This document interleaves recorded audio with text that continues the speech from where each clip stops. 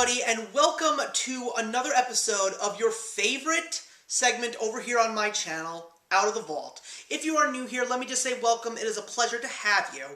And for all of you returning, I hope that you're excited to talk about another wondrous, magical spot in time from the wonderful world of Disney. And even though Disney has been pissing a lot of people off lately, I like to call this segment a way for us to just take a step back and remind ourselves about all the wonderful things that Disney gave us. Nobody even wants to talk about them at all. So, of course, this not just features canon classics, this also features Pixar films and Studio Ghibli films, even though, and I always say this, so I'm sure some of you are saying, Lawn Gnome, you're getting stale and repetitive, please stop. Well, all those who've never seen a video of Out of the Vault before need to know that Studio Ghibli, thanks to John Lasseter, was brought to the United States, and because of him, that is why Spirited Away got the Best Picture for Best Animated Feature in 2002, and that is the reason why all of these incredible films from Hayao Miyazaki and the late Isao Takahata are in the western part of the globe for everyone here to enjoy. So today, we're going to be taking a look at a very interesting Studio Ghibli film, or Ghibli, whatever you want to call it, and it's from 2011. It is the second film that was directed, not written. Hayao Miyazaki wrote the script, but his son Goro directed this film, and it is From Up on Poppy Hill. The American cast is a pretty good one. It stars the voices of the late Anton Yelchin, Aubrey Plaza, Beau Bridges, Ron Howard. For all you young folk out there, please know that before Ron Howard was a director, he actually was an actor. Take a look at the old Andy Griffith Show and discover who Opie is. And if you're a Happy Days fan already, I applaud you for knowing your classics. So, when it comes to talking about Studio Ghibli films with people who have never seen them, or just friends who enjoy these films in general, when it comes to me personally, I think From Up on Poppy Hill is the hardest Ghibli film to describe. Not to say that it's a bad film. As a matter of fact, I personally think it is wonderful. I love the aesthetic, I love the charm, I love the time period that it takes place in. So for me personally, I do enjoy the film, but it's just so hard to explain what the film is about, because it's a bunch of different stories. It takes place in a little village in Japan in 1963. A very important time in Japan's history, because in the following year, Tokyo would host the Olympic Games. This would be the very first time since the bombs dropped in Hiroshima and Nagasaki, where Japan could finally show the world that it has picked itself back up and rebuilt itself in a whole new way for the rest of the world to see. And featuring this high school student named Umi, who gets roped in to a whole series of protests and debates and shenanigans from a bunch of her classmates because they have found out, for the sake of progress, this house that homes a whole bunch of extracurricular activity clubs from their high school is going to be torn down. So Umi meets a boy in her class named Shun, who is the head of the newspaper of the school, and through this she learns about the importance of this clubhouse, the importance of what it means to the kids, what it means to the town, and what it also means about saving history, because even though the recent years of history in Japan were not the greatest, and the Olympics are going to be a big symbol of progress for the sake of progress, they still feel that holding on to those beautiful elements of the past are important, and this house has to be saved. And on top of that, Umi is currently living in a boarding house with some friends and family members, and she always goes out in the morning to hoist flags for the ships near her village up on Poppy Hill.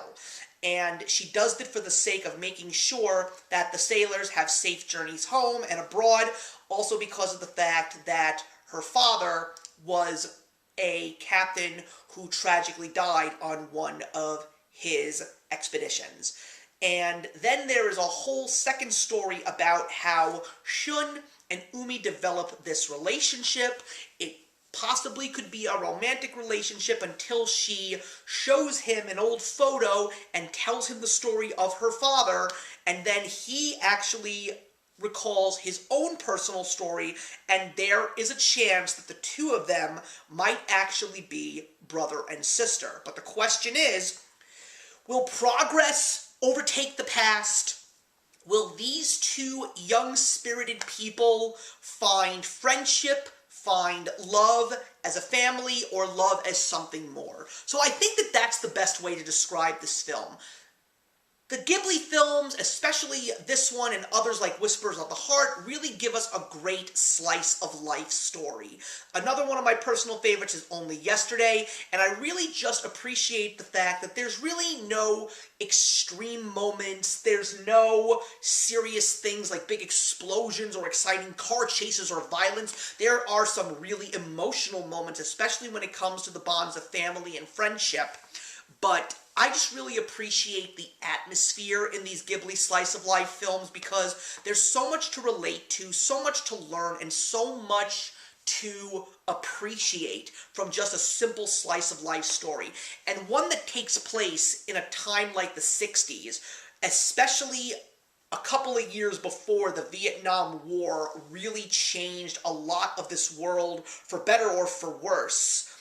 It's just incredible to see a somewhat peaceful calm before a proverbial storm. At least that's what I gained from it.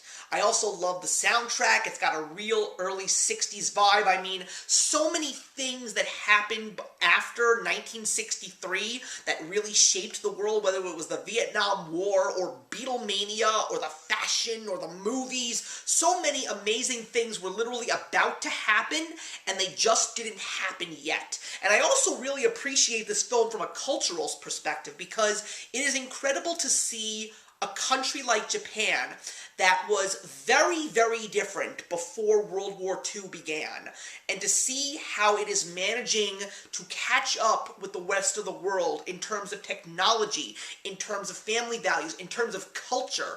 It's incredible to see how it is literally evolving before our very eyes, and how there's so much passion for their country, how there's so much passion to learning about the world because Umi's mother is studying abroad in America. So many different, interesting things that you can truly take away from this film, and that's why I feel that From Up on Poppy Hill is a very well done film. I mean, it's been a while since I've seen Goro Miyazaki's first directorial Ghibli film, which was Tales from Earthsea, which I personally, when I first saw it, found very boring. So I'm not going to say at this point in time that this is the better film that he directed, because I need to refresh my memory about Tales from Earthsea in order to give you a true, honest thought between the two films. But I really love this movie. I think it is great. I mean, it is not necessarily for everybody. Just some slow points in this film that a lot of people would probably not appreciate as much as somebody like me. It's a great, heartwarming, and charming atmospheric piece from beginning to end. Minus the faults that it does have, because like I said, there are some really dull points, and it can be confusing sometimes when it comes to dealing with the plot. I would still give this film a 3.5 stars out of 4. So thank you very much for watching, everybody. Please leave your comments in the box below. Let me know your thoughts of From Up on Poppy Hill. And I'm also very excited because the next couple of episodes of From Out of the Vault until the end of 2023 are going to be mainly Pixar, because we've got a new Pixar film coming out, and I want to start watching some of the other Pixar films for the purposes of what I'm going to be featuring in the very first episode of 2024. So I hope you're excited for that, but in the meantime, I will see you in the next one. If you enjoyed the video you just watched, feel free to leave a comment. Also, feel free to subscribe if you want to be up to date with our latest videos. Thank you so much for joining us today, and we'll see you in the next one. Actions speak louder than words.